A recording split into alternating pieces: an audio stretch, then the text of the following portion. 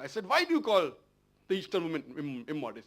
He told me, you Eastern women, you expose your belly. So in America and Western country, exposing belly is immodesty. In India, exposing belly is not immodesty, wearing shorts is immodesty. So what you have to realize, sister, there's different culture, there's different system. Islam cannot force anyone to adopt. It's clearly mentioned in the Quran in Surah Baqarah chapter number 2, verse number 256, La ikraha fid din, there is no compulsion in religion. But if some women want to adopt the hijab because they feel modest and they feel respected, I feel no other woman should disagree. And when I've been to UK, I've seen hundreds and thousands of women who do cover their hair and who feel that they are uplifted because of this modesty. Hope that answers the question.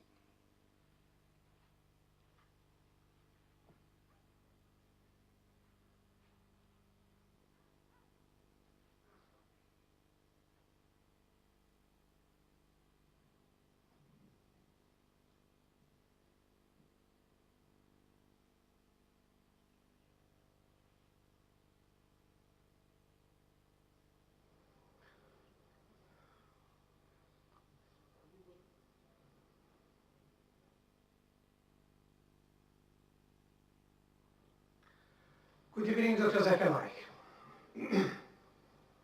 My name is Dr. Ramzi from Oxford, Ambassador of the Universal Peace Federation, and one of the members of the Muslim Council of Britain. I would like to say you are doing an excellent job. God bless you.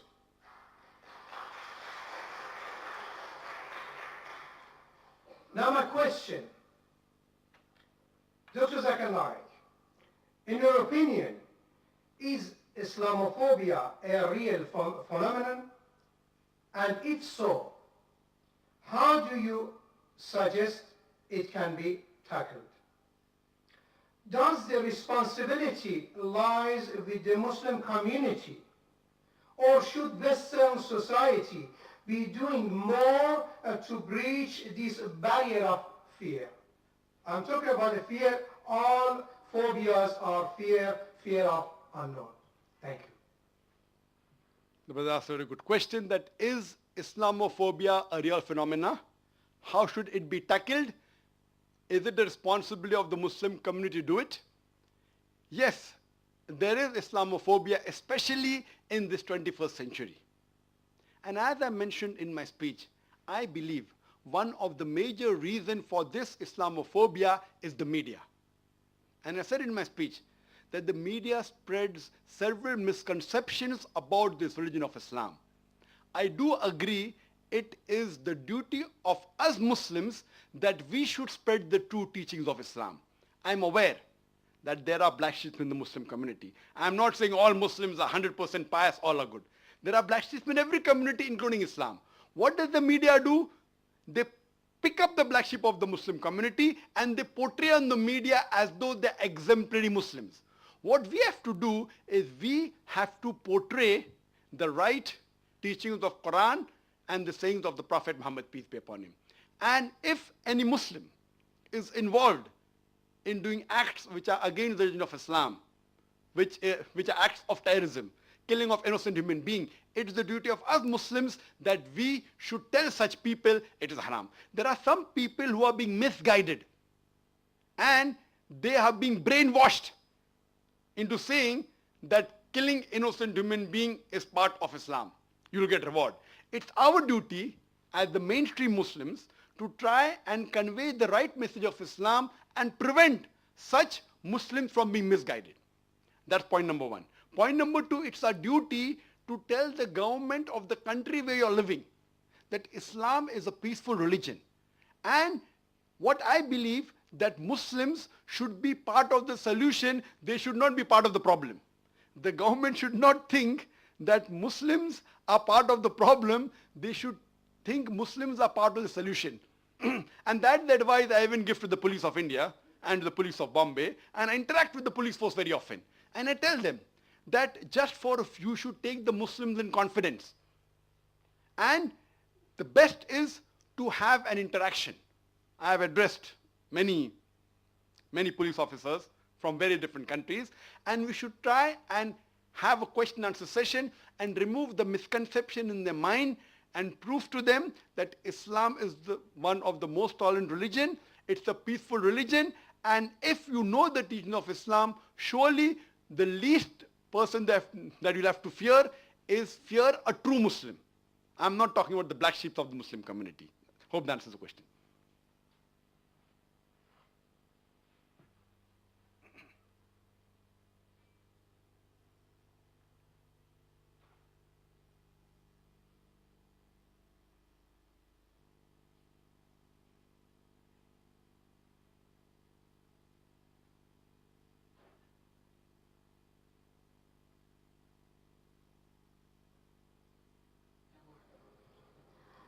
Dr. Naik, I'm Yasmin, I'm a student at the university, and my question is sort of related to the last question. You talked about you wanted to come to the UK because you wanted to reach out to Muslims who you felt that the government were not able to reach out to. And I wondered why, in your opinion, you felt that the government were failing in this way to reach out to Muslims in Britain. Thank you. Sister asked the question that I wanted to come to UK to reach out to those Muslims who the government could not reach out. Sister, there's a slight confusion. I said Charles Farr, the Director General of the Office of Security and Counter-Terrorism, felt that I could reach out to those Muslims who the government could not reach out to. He felt that, not me. And I think, again, because of the information which the Home Department has, that Peace TV is the most popular Islamic satellite channel in UK, watched by the Muslims as well as the non-Muslim, and the most popular speaker, according to the Home Department, not according to me, according to the Home Department, is Dr. Zakir Naik. So I repeated what he thought. He thought that I could reach better. Maybe he thinks that my speeches have influence, and he may have read my speeches in context. That's the reason he was not in favor of the Home Secretary that she passed the exclusion order. Hope that answers the question.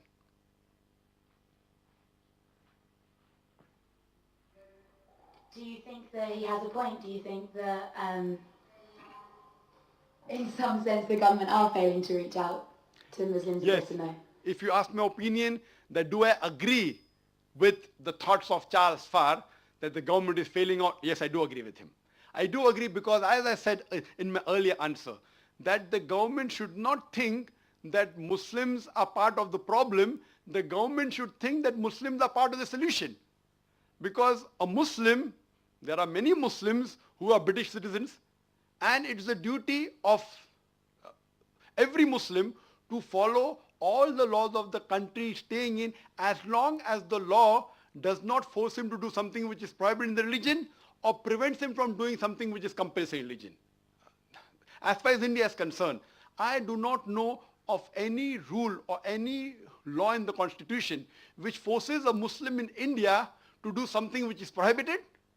Neither does it prevent me from doing something which is compulsory. So I am a practicing Muslim and I'm proud to be an Indian. So I'm proud to be an Indian Muslim. Similarly, there are many Britishers who I feel may be feeling the same.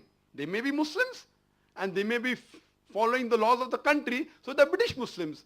So I feel that the government should take in confidence, and what they should do, that they should see to it that this maligning by the media should stop. And the best example is myself. I mean, there are 100 million viewers of Peace TV. And there are millions of people who tell that I am the ambassador for peace. They say I'm a peaceful person. There are many heads of states of several foreign countries, many. They have called me as the state guest. So do you mean to say all these state guests of several countries, the president, the prime minister, the king, the sheikh, they meet me, they have dinner. Do you mean to say they're meeting a person who is promoting terrorism, a person who spreads hate? So what I'm saying, that this is all again manipulated by the media. So the government should not fall prey to the media and take any decision hastily. What they should do, they should give a chance for the person to clarify.